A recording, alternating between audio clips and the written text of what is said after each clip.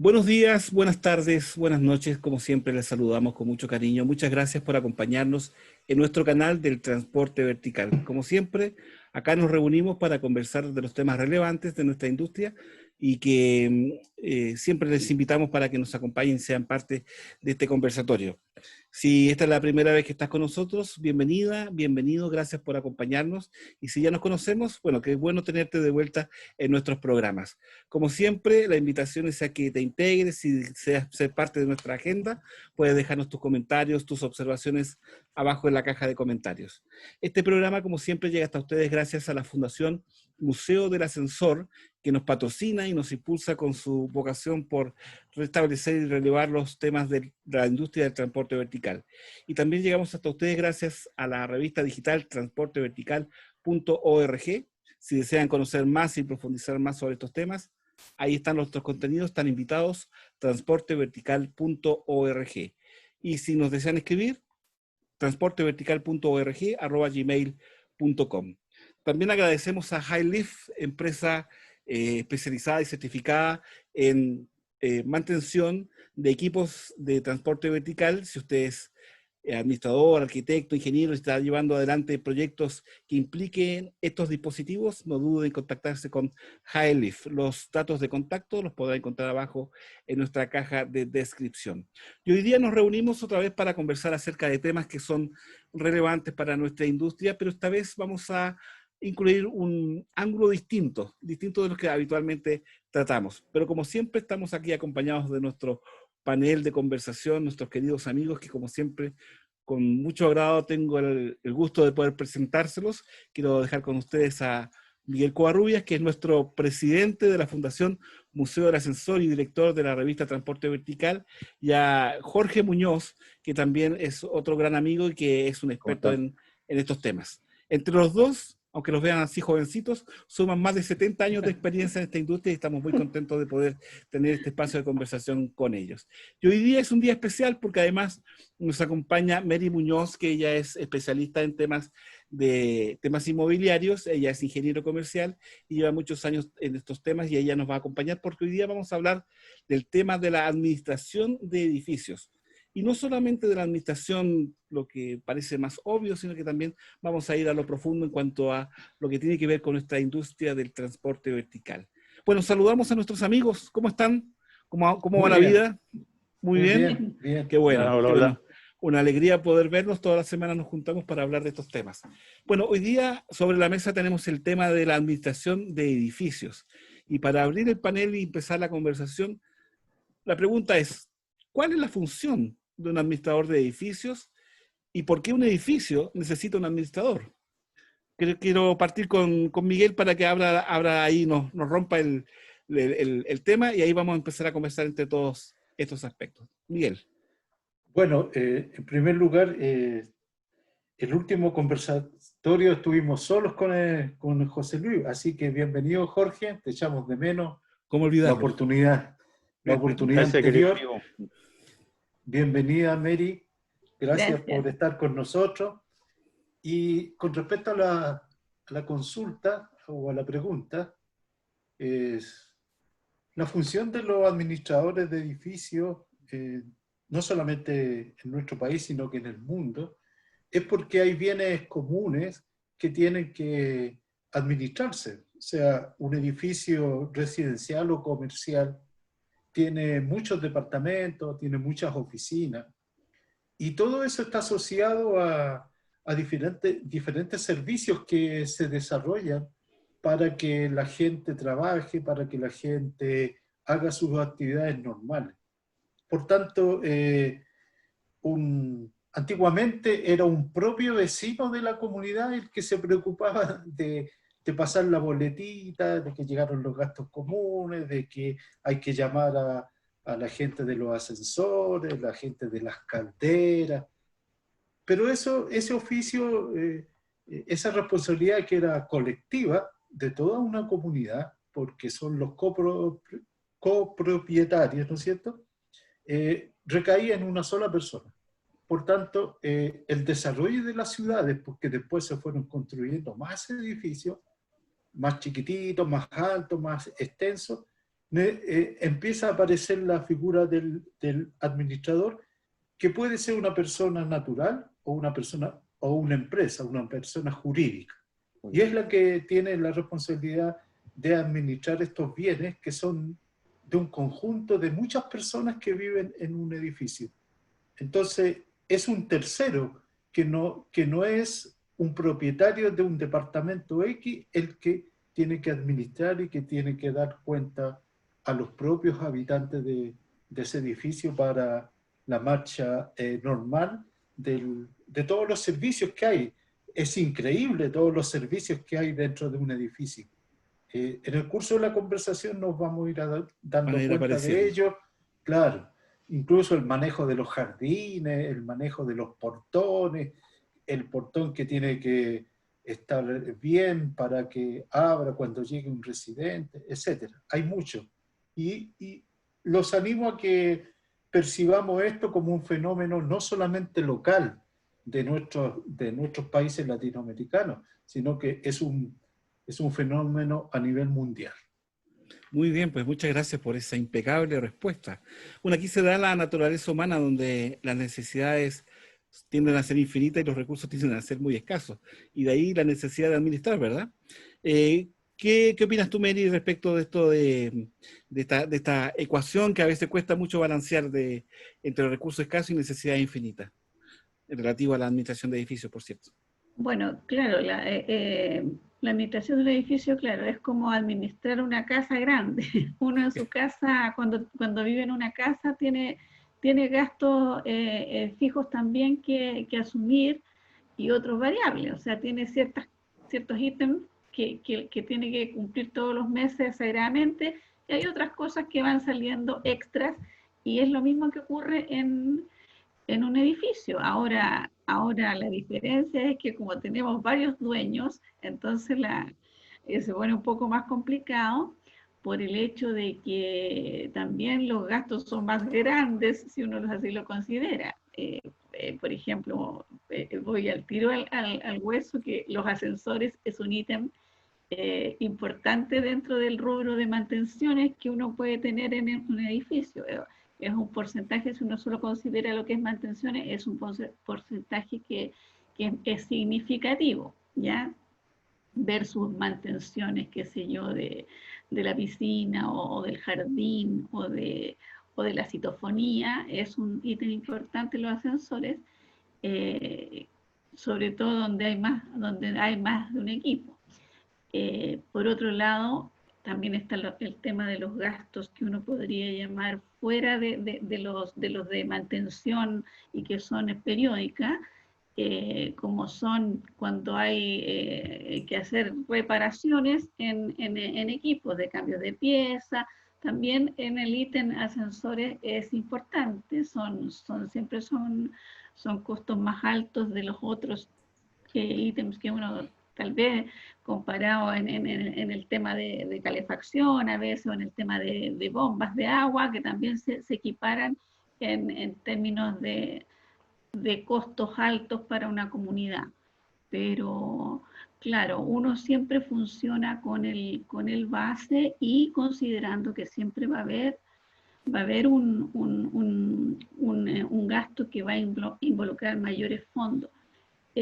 Y ahí creo que la gestión del administrador también tiene que ser bien considerada, porque si uno lo ve desde el punto de vista del residente, uno siempre espera que el ítem, que el gasto común vaya siguiendo algún curso, se mantenga más o menos en algún rango. Por lo menos los que presupuestan sus gastos les gusta que así sea, porque si no me gusta que me salga un día 20 y el otro me salga 80. Entonces, el administrador también es importante en eso, en políticas, por ejemplo, cuando hay alguna reparación que es muy alta, en pactarlas en cuota, en hacer también que el gasto común siga alguna franja de valores y no se dispare en algunos meses, porque hay dos variables. Una, que las personas, claro, van a saltar inmediatamente, y otra, que hay otras personas que siempre se están retrasando en los pagos, entonces también cae todo el peso sobre los fondos de reserva, si es que están,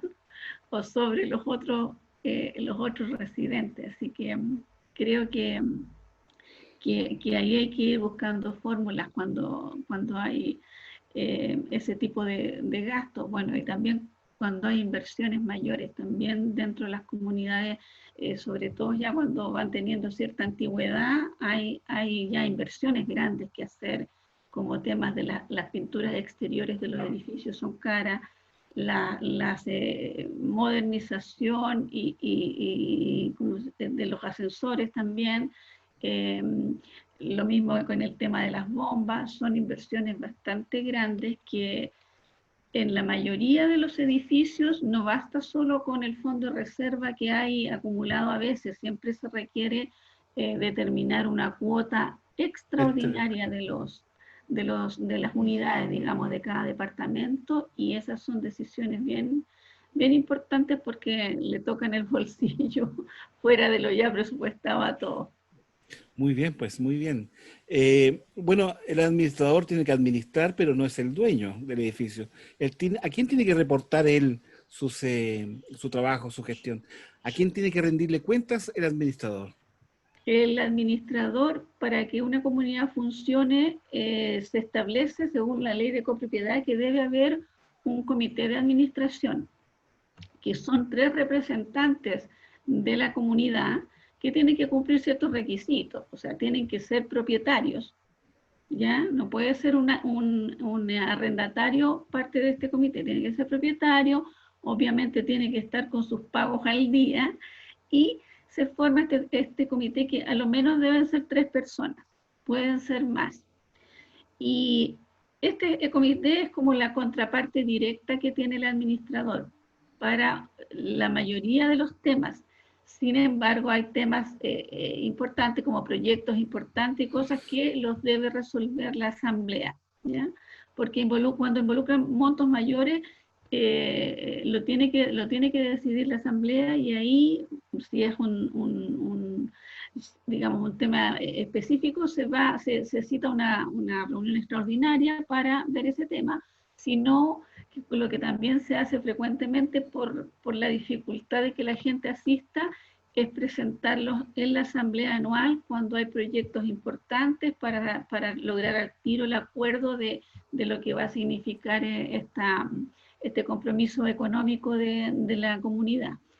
Y el comité de administración se requiere que sea más o menos activo, porque también es una forma de que uno va controlando en eso al administrador. Por ejemplo, si hay que hacer un arreglo determinado, el comité debe solicitar que el administrador haga unos 3 presupuestos al menos, no que diga lo vamos a hacer y cuesta tanto, o sea, necesito yo que hagan esa gestión. O sea, veamos con 3 presupuestos, o decimos no, está muy alto. También a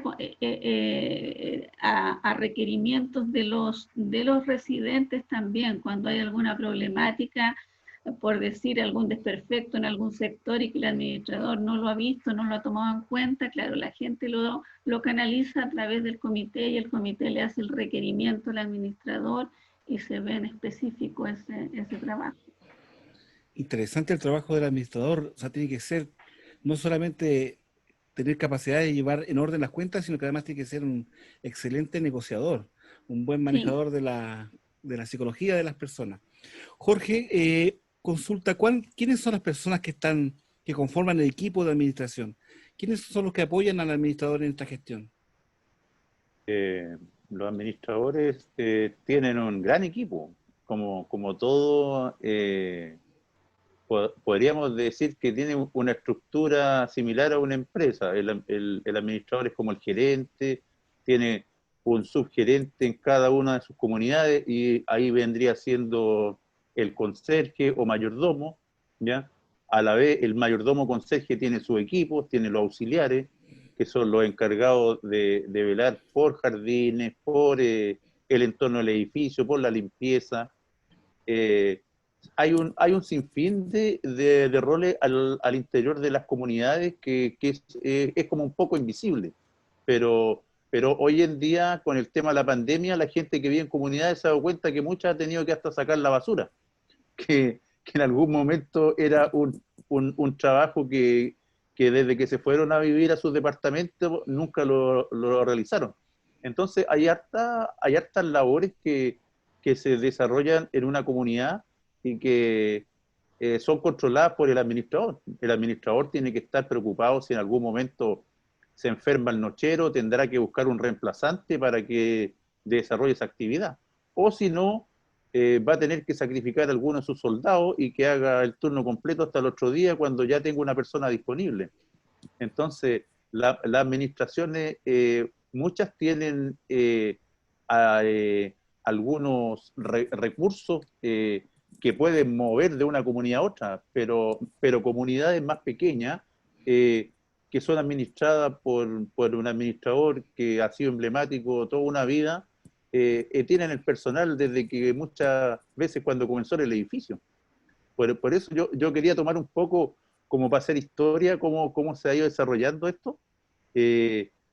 Cuando uno empieza con el tema de analizar cómo se ha ido profesionalizando, tiene un inicio esto. Como decía Miguel, al principio las personas vivían ahí en estas comunidades y como va a ir un poquito más atrás, muchas veces hasta trabajaban en el edificio. Ya y después le ofrecían, decían, oiga, ¿se quiere quedar aquí usted en el edificio para que ayude a la comunidad? Y como que sin querer era como el encargado del edificio, el que tenía que golpear las puertas, que le pagara los gastos comunes, al que lo molestaban hasta el día domingo porque había una llave mala o porque alguien necesitaba algo. Entonces, y estas mismas personas en el tiempo se fueron desarrollando, al igual que lo vemos con el tema del transporte vertical, como han ido evolucionando los técnicos. Y hoy en día estas personas se transformaron en verdaderos profesionales, en gerentes muchos de estos edificios corporativos o donde se acumulan bastante empresas y pasan a tener un cuerpo gerencial dentro de una tremenda comunidad, como con lo que mencionaba Mary. La estructura que tiene la administración tiene que rendirle, en este caso, no a los copropietarios, sino que tiene que rendirle a todas las empresas que son parte de este conglomerado corporativo. Así que es muy interesante cómo ha sido el desarrollo de estas personas y como lo mencionamos, se han ido profesionalizando. Si bien no existe la carrera de administrador, pero sí hoy en día tenemos a muchos profesionales instalados en estos puestos estratégicos que las grandes corporaciones lo llaman jefe de operaciones, pero como yo lo mencionaba, son verdaderos gerentes de administrar un sinfín de servicios que se multiplican por 10 con respecto a una comunidad normal. Bueno, de hecho, estamos pensando en edificios, habitaciones, pero también hay edificios donde hay oficinas, inclusive edificios comerciales donde hay hasta escaleras mecánicas. O sea, la situación se va haciendo cada vez más compleja y de hecho manejan para su gestión software bastante especializados para poder llevar adelante su tarea. Pero quisiera llevar el tema hacia un lugar específico, que es el tema de las emergencias. Ustedes dirían, y le pregunto a Miguel, si estos profesionales, estas personas encargadas de la administración, tienen las competencias, las capacidades adecuadas para gestionar una emergencia en un caso determinado.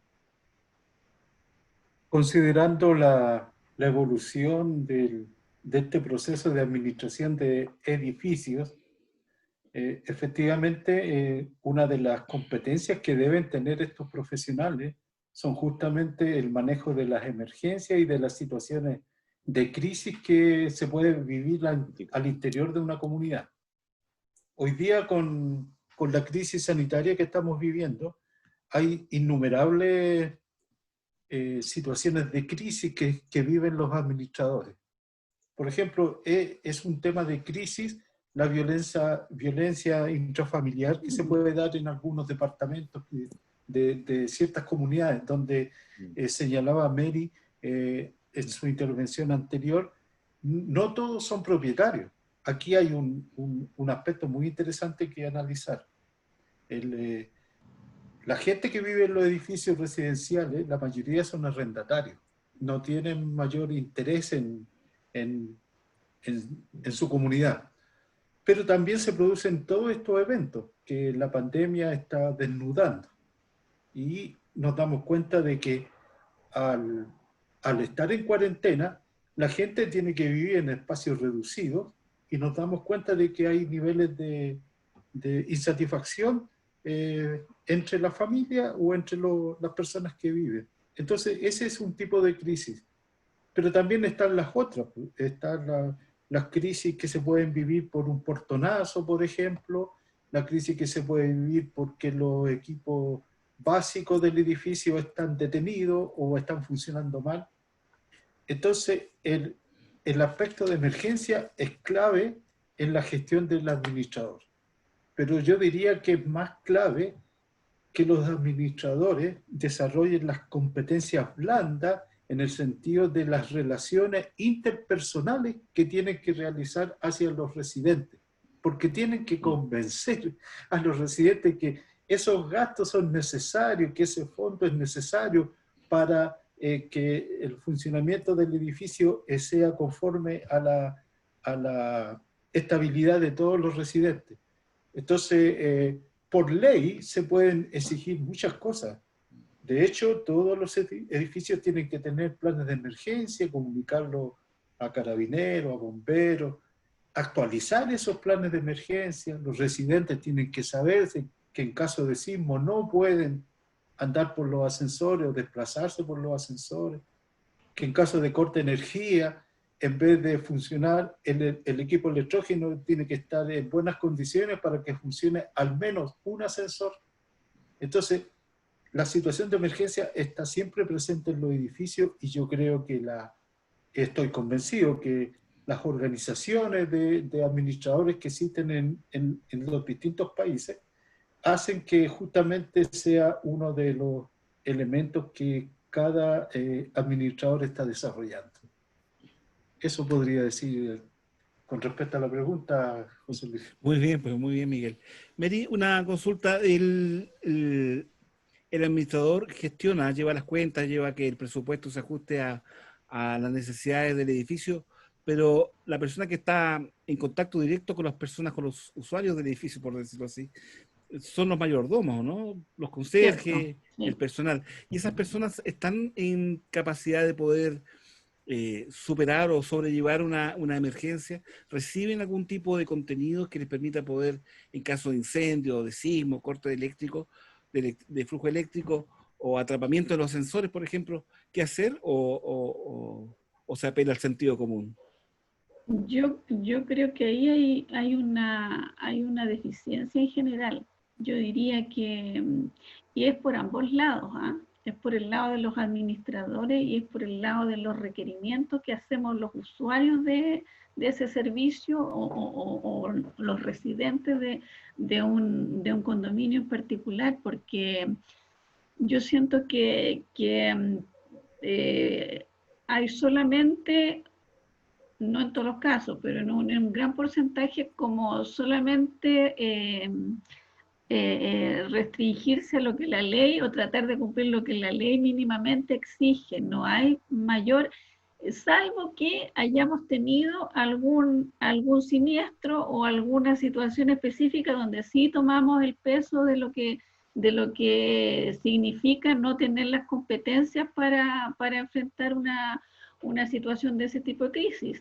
Pero en general es como, diría yo, que somos un poco dormidos. Por un lado, presiona un poco el administrador, dependiendo de la experiencia o mala experiencia que haya tenido, va a poner más énfasis o menos énfasis en que esto tenga más vida. En el tema, claro, porque pasan cosas que, claro, uno tiene un staff de trabajadores que en las comunidades, por lo general hay una estabilidad, ¿ya? Las comunidades no se caracterizan mucho por ir sacando al personal. Yo diría que son cosas puntuales, a veces cuando hay algún problema de alguna falla del trabajador, sale, se es cambiado, ¿ya? Pero por lo general, porque también, como ustedes decían, ellos son las caras visibles del administrador, entonces uno tiene una relación con ellos bastante más cercana, por así decirlo. El conserje sabe muchísimas cosas del edificio, Tal vez porque él demasiadas. sabe más que los que recibimos, porque si usted le pregunta a un residente o a alguien de una oficina, no sé, ¿dónde está la sala de qué sé yo, de la caldera cuando hay caldera, o dónde está la central eléctrica aquí, dónde está el equipo electrógeno, cómo se hace funcionar? Eso lo saben ellos. Ellos manejan muy bien, y hay lugares del edificio que a veces uno ni siquiera conoce y ellos manejan todo. Entonces, cuando hay cierta continuidad de la persona, claro, ahí se le va capacitando, pero siento que igual hay como que estar un poquito presionando para que eso ocurra, ¿ya? Pero se restringe principalmente a lo que exige la ley, no se va un pasito más allá, eh, y va pasando que de pronto se va cambiando personal y no se está tan al día como si actualizar, por ejemplo, si tienen el curso ese del OS10 o OS7, no sé cuál es el que piden, ya, es. Por otro lado, el tema de la seguridad en temas de incendio, por ejemplo, también ahí hay que tener un reglamento que tampoco, a veces siento que se hace un poco por cumplir, pero no efectivamente. Si uno se ve enfrentado a una situación, creo que es complicado, en varios lugares va a ser complicado. Y falta, yo creo, el énfasis por ambos lados, por el administrador, porque él puede decir, yo estoy cumpliendo con lo que la ley exige, que esto es, pero quienes habitan deberíamos, me incluyo, tener mayor también insistencia en eso, porque supongamos, pasa algo, no sé, 2 de la mañana, el administrador no está, no tiene que estar en ese edificio, está el conserje, entonces el peso cae sobre la gente que está ahí, los que están haciendo el turno, versus los que están recibiendo ahí, que poco y nada saben. Por ejemplo, cómo es el manejo del ascensor. Es una cosa que a veces suele pasar, que se queda detenido, que una persona atrapada. A veces hay conserjes que no saben cómo se opera para poder rescatar a esa persona que quedó ahí. Hay otros que sí, pero yo diría, mi opinión así es que falta un poco y nos falta a todos, porque claro, uno siempre tiene la tendencia más a pensar en las situaciones normales que en las situaciones críticas. Claro. Entonces ahí es donde yo creo que estamos un poco débiles. Pero tú como representante de los vecinos, y en tu rol de, por ejemplo, elegir un administrador de edificios, y te llega un currículum donde la persona dice, soy administrador simplemente, y otro dice, soy administrador con conocimiento en prevención de riesgo, CRCP, puedo manejar emergencias, todo ese tipo, Claro. todo ese tipo de elementos adicionales. ¿Tú como usuaria lo valoras? O sea, en el Uno lo sentido... valora, claro que sí. Ya, Claro perfecto. que sí, se valora especialmente porque como uno no tiene esa expertise, entonces requiere que la otra parte sí la tenga para recibir apoyo, porque uno puede pedir o así como lee algo, se instruye un poco y dice, claro, es necesario esto, pero no sé cómo se maneja en esta situación, cómo se hace, cuál es el procedimiento. Entonces tener a alguien con esa expertise ayuda mucho, porque va a ser las propuestas que van a ir más encaminadas a realmente tener un servicio que se enfoque a ese problema de tener cubiertas, digamos, las necesidades de seguridad que necesite un condominio. Naturalmente. Así que sí es importante. Yo creo que cada vez va siendo más, porque no sé el dato, pero las comunidades en su historia van pasando administradores y también se va aprendiendo de eso y va poniendo acento en los requisitos que son más importantes. Muy interesante. Bueno, Yo quería, un aspecto yo, adicional que es importante conocer, que no solamente existen los primeros auxilios, digamos, físicos, sino que también hay primeros auxilios psicológicos. En caso de emergencia, saber cómo atender una Claro. situación como esa. Jorge, ¿tú querías agregar algo? Sí, yo quería aportar algo referente a lo que mencionaba Mary. Concuerdo con ella que hay muchas personas que están trabajando en la comunidad que a veces desconocen cómo se hace el procedimiento de rescate. Ese es un servicio gratuito que tiene la empresa de mantenimiento, ¿ya? De los equipos que tienen a cargo en la comunidad. Y muchas veces me tocó, debido a la experiencia de visitar clientes, comunidades, especialmente al personal directo que uno se encuentra ahí, que son conserjes o mayordomos auxiliares, de solicitarle directamente a uno la capacitación. Y ahí encaja con lo que tú mencionas, o sea, el administrador es la persona idónea que debería estar preocupada de que el personal debiese estar entrenado en un tema tan delicado como un caso de personas atrapadas en un ascensor. Y ahí hay cosas que se correlacionan, porque tenemos que saber también dónde están los automáticos de los ascensores, y también muchas veces hay que cortar la energía general del edificio, que también tienen que ver con la responsabilidad de la persona que está en ese momento en el edificio. Entonces, son harta información la que manejan estas personas, y son fundamentales en el tema de emergencia. Así que yo creo que el entrenamiento debiese ser algo que debiese estar instalado y categorizado en uno de los más importantes. Muy bien, buen José apunte Luis. de Jorge. Miguel. José Luis, reforzando el tema introducido por Mary con respecto a las competencias de los administradores versus no competencias de los administradores, porque debemos reconocer que existen diferencias, existen tipos de administradores. Un aspecto importante del manejo de las emergencias en cuanto al rubro nuestro, que es el transporte vertical, es justamente lo que apuntaba Jorge, la capacitación que las empresas deben proporcionar gratuitamente a las comunidades en relación a los equipos que están allí instalados. Ahora, esta capacitación tiene sus bemoles, porque si ponemos el siguiente ejemplo, un administrador inquieto que sabe de eso, una comunidad que quiere no tener ese tipo de problemas, un buen equipo humano de adjuntos que trabajan con el administrador, vigilantes, conserje, mayordomo, y la empresa decide capacitar a esa gente. Y ha pasado que hay momentos en que mayordomos han perdido la vida interviniendo equipos. Entonces uno se dice, si se están haciendo bien las cosas, si se está capacitando a la gente para que hagan un buen rescate, ¿cómo cayó de tal piso un mayordomo?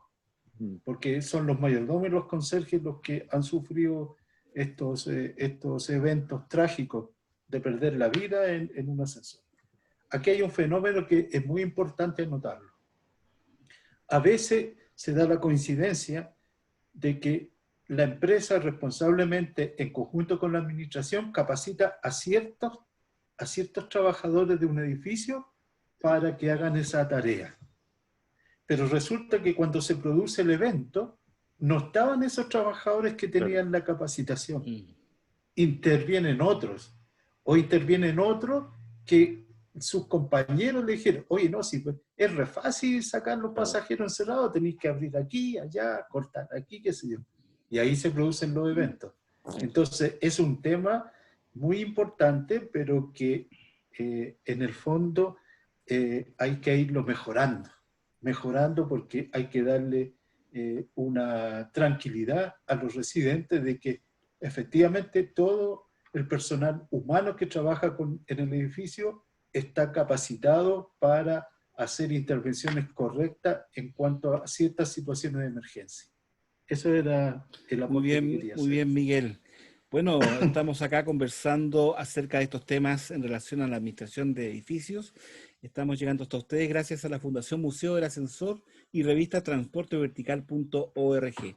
Agradecemos a HighLift, empresa certificada en la mantención de equipos de transporte vertical. Si usted está llevando adelante proyectos de esta naturaleza, no dude en tomar contacto con HighLift, cuyos datos de contacto están en nuestra caja de descripciones. Y si estás pasando por este canal y te encuentras con este contenido, no olvides o no dejes de suscribirte y presionar la campanilla para que el sistema te esté avisando acerca de nuestros nuevos contenidos. Y acá estamos conversando con nuestros queridos amigos panelistas de todos nuestros programas y nuestra invitada del día de hoy, Mary Muñoz, quien nos está ilustrando acerca de este mundo que es la administración de edificios. Bueno, revisando los cursos que se dan en el mercado acerca de la administración de edificios, siempre vemos en los temarios que se cubren los aspectos legales, los aspectos contables, y casi siempre se deja como para el último, muy pequeñito, el tema de la seguridad, si es que aparece. En algunos simplemente no está. Y yo te pregunto, Mary, si tú crees que ese es un problema de la ley, que no está bien configurada, es falta de interés, es que el mercado no exige esas variables importantes. ¿Cuál crees tú que es el problema ahí de por qué no tenemos gente a cargo de los edificios mejor entrenada para enfrentar emergencias? Bueno, culpar a la ley no creo que sea lo más adecuado. Creo que la ley que siempre pone algo, pero uno siempre, el espíritu de la ley es que el ser humano vaya un poquitito más allá. Y creo en ese sentido que pienso que se confunden dos cosas. Por un lado, el administrador siempre está supeditado un poco a que los residentes le estén reclamando porque los gastos son muy altos, entonces él tampoco quiere, pienso, tomar iniciativas en ese campo más allá dentro de lo que él esté cumpliendo.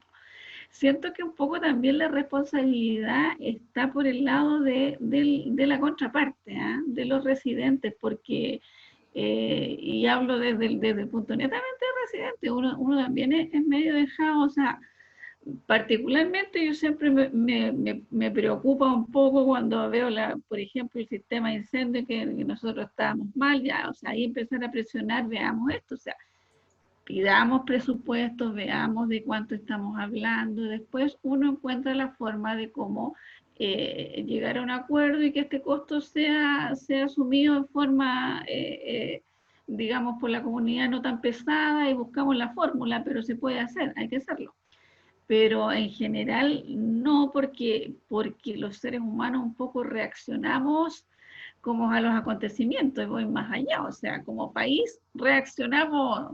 Basta ver lo que nos pasó con el tema del terremoto y tsunami del año 2010, donde teníamos una oficina de emergencia que no funcionó, porque, claro, no se tuvo que poner en práctica antes, entonces cuando vino el batatazo grande, no estábamos preparados, y pienso que pasa un poco eso, nos pasa a todos un poco eso. Nosotros, si uno lo ve cuando empezó el tema de los portonazos, de todo, ahí hubo una preocupación mayor de las comunidades, donde se empezó a ver todo el tema, por ejemplo, de las cámaras de vigilancia, que no estaban a lo mejor en las zonas de portones de acceso, o en alguna entrada la iluminación no era la más adecuada. Claro, pero ¿por qué? Porque el tema saltó por eso, porque el riesgo aumentó, entonces, claro, todos pusimos los ojos ahí. Creo que no, yo creo que no culpo a la ley, pero es cierto que al final nosotros funcionamos en base a lo que nos van exigiendo, y tal vez, claro, la forma va a tener que ser por esa vía de un poco mayor exigencia, porque hay cosas que se ven como un mero trámite. Todo lo que es el tema en el caso de incendio, que hay que tener un plan de emergencia, que lo debe visar el bomberos y todo, siento que se lleva en general muy de escritorio, de llenar de armar el plan de emergencia en función básicamente de otro que uno ha conseguido por aquí, por Copy-paste. acá, y le pone algunos ingredientes que sean más ad hoc al lugar que está siendo sujeto de este documento, y lo mando, y con eso como que después respiro tranquilo, como que está todo bien y no está nada bien. Y así nos vamos. Entonces, claro, desgraciadamente como funcionamos así, siento que la forma va a tener que ser un poco la ley supongo que también es porque han ido surgiendo todas estas cosas, porque si uno se fija en el tema de gases, tenemos que hacer las inspecciones cada 2 años, y uno debería considerar que si ya lo sabemos que eso ocurre hace tanto tiempo, yo debería tener mis artefactos en mi casa con una mantención, para que cuando llegue la inspección pase soplado, no tenga nadie que me diga, no, que usted le está funcionando mal esto, que tiene una filtración aquí, que el gas, ¿cierto? Y no lo hacemos. ¿Ya? Si no es por eso, o sea, podría alguien haber estallado o haber creado una situación caótica en un edificio porque no lo hizo, y a consecuencia de que sabe que cada 2 años hay una inspección. Ahora también el tema de los ascensores, también yo creo que va por ese lado también, porque a veces hay comunidades que no hacen las mantenciones con la periodicidad que se requiere, y están poniendo en riesgo, pero claro, viene la ley y dice no, tiene que haber una certificación porque han ocurrido también ya episodios lamentables anteriormente. Entonces, como funcionamos así como seres humanos, yo creo que también ahí va a tener que haber por ese lado alguna presión para que todos nos apliquemos más en esas materias. Somos hijos de una cultura reactiva más que proactiva. Sí, Entonces después exactamente. pagamos las consecuencias. Jorge, ¿tú piensas que así como existen capacitaciones para administrador de edificios, debiera haber capacitación formal para todos los demás integrantes del grupo de trabajo dentro de un edificio? Por ejemplo, el mayordomo, ¿cómo es que aprende a hacer su trabajo? ¿Cómo es que aprende a interactuar en una emergencia?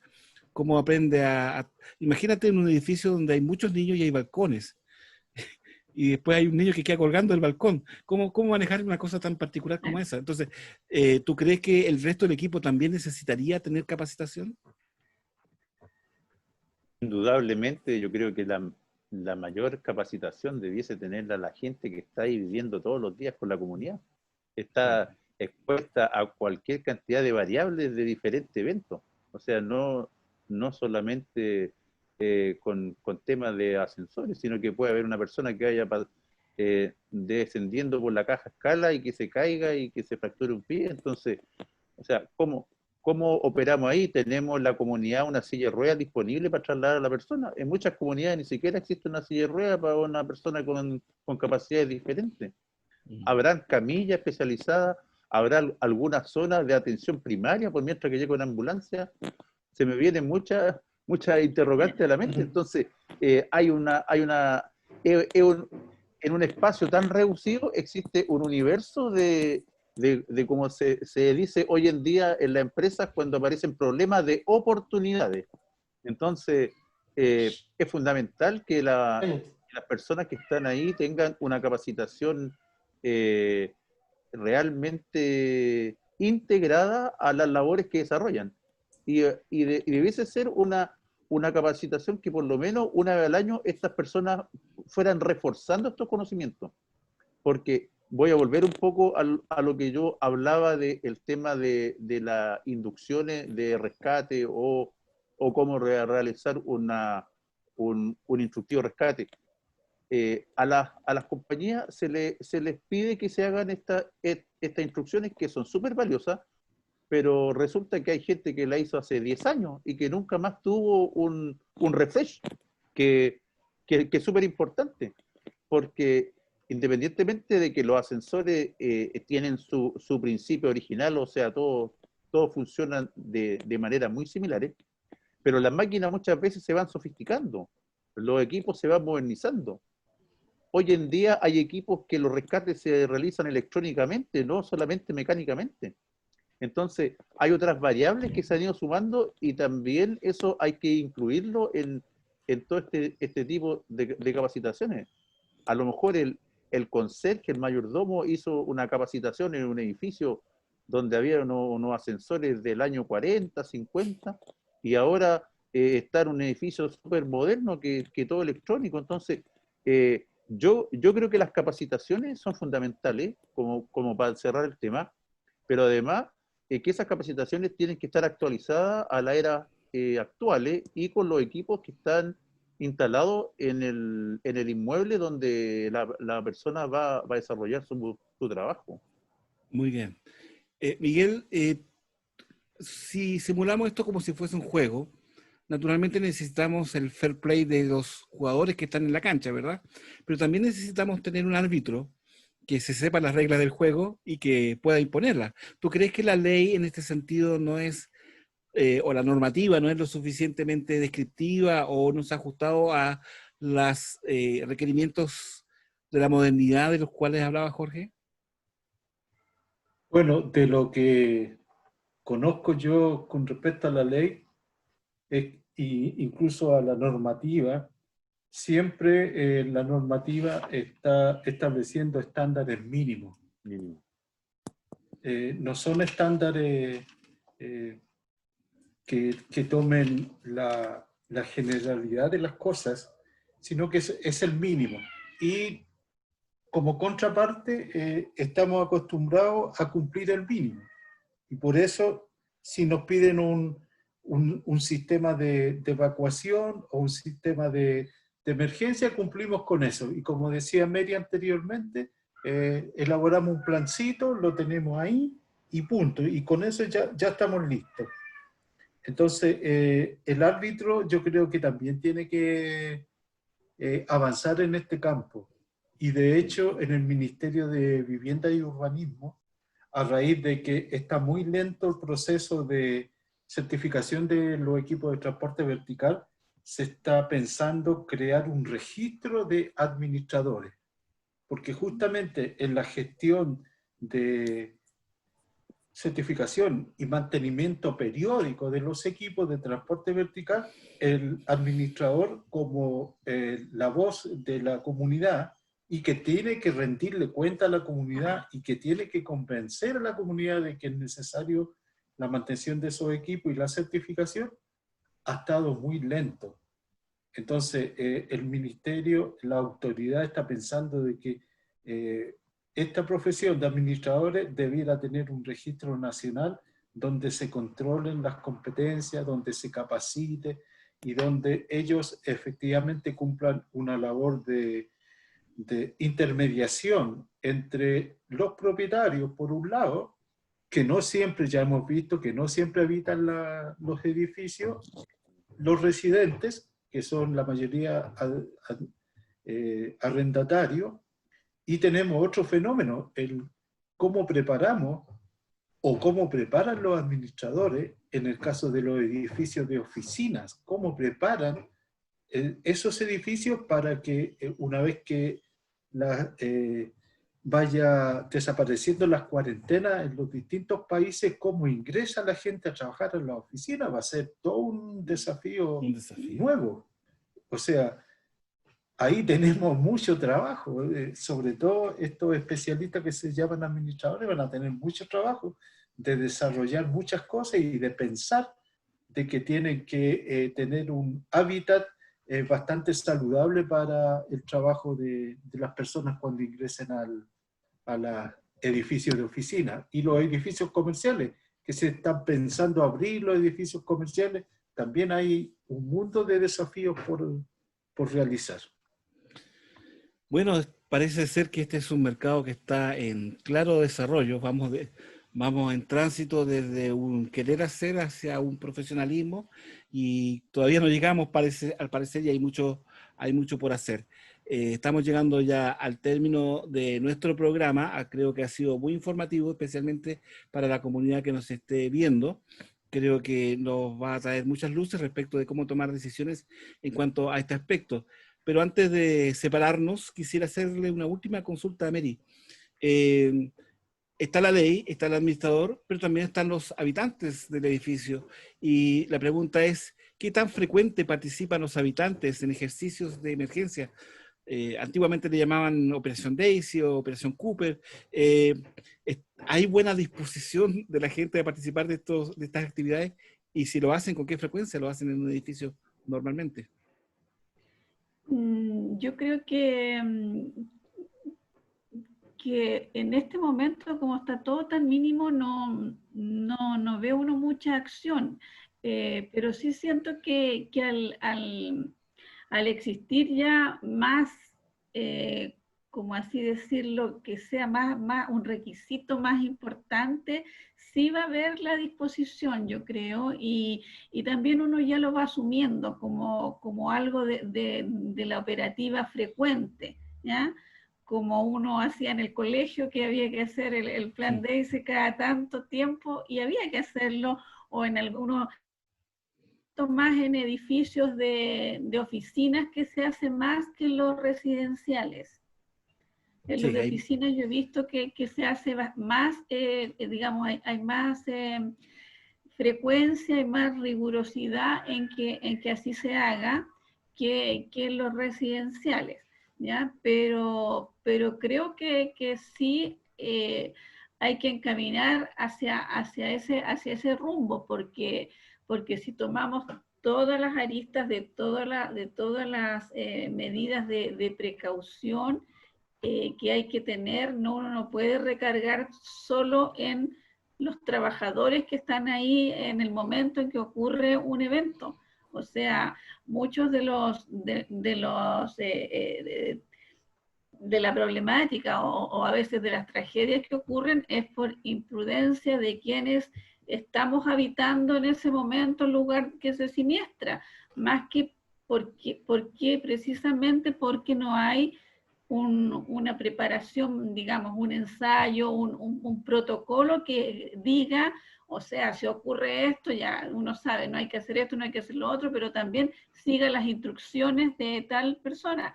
Lo ve uno en los edificios de oficina, vuelvo a decir, donde las mutualidades están ahí muy presentes y hay todo un protocolo, lo ve uno en los hospitales, lo ve en los edificios corporativos, donde hay un protocolo. De hecho, hay por piso delegados digamos, de este equipo de seguridad y que están a cargo de guiar las evacuaciones o de las acciones que se tengan que hacer. Entonces, siento que ahí hay mayor preparación, hay mayor también costumbre, las personas se avisa cuando se va a hacer un ensayo de X cosa, las personas que están a cargo por piso están debidamente identificadas con estos chalecos fosforescentes y que los demás deben seguir las instrucciones. Están las señaléticas también en distintos lugares del edificio.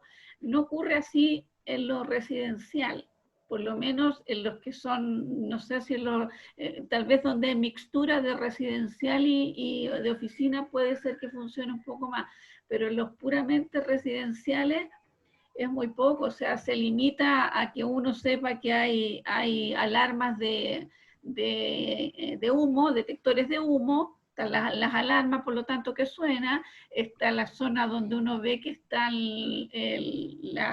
cuando hay mangueras de bomberos y qué sé yo, y los extintores donde están ubicados, pero más allá no, de ahí no pasa. De ahí no pasa. Entonces siento que ahí está cojeando todo lo que es comunidades residenciales.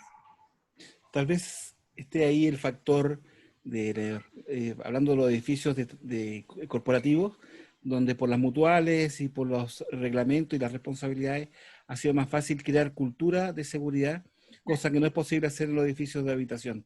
Claro. Y como se aprende básicamente en prevención de riesgo, la seguridad es un valor que se aprende desde niño, tan valioso como la honradez y otros valores. Así que, bueno, dejamos esta siembra con este programa.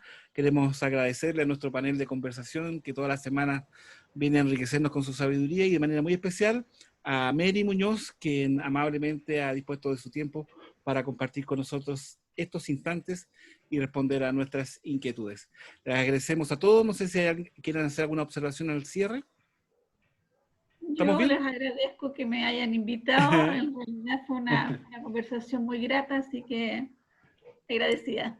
Bueno, los agradecidos somos nosotros. Esperamos poder tenerte en el futuro porque indudablemente me quedé con la sensación que el tema está muy lejos de estar agotado.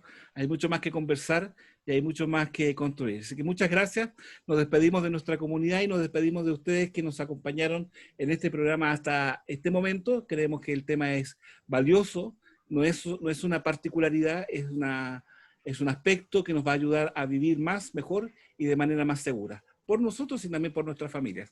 Esperamos encontrarlos en el próximo programa y recuerda que si te gustó este contenido, márcalo con me gusta, compártelo con tus redes sociales, suscríbete a nuestro canal y más contenidos como este vamos a estar subiendo para ilustrarte acerca de los temas del transporte vertical. Hasta nuestro próximo programa, que estén muy bien y a cuidarse porque todavía estamos en época de pandemia. Aparentemente hay luz al final del túnel, pero hasta que la luz no llegue, no ha llegado. Así que hasta el próximo programa y a cuidarse. Que estén muy bien. Chao. Chao, muchas gracias, que estén muy bien. Gracias.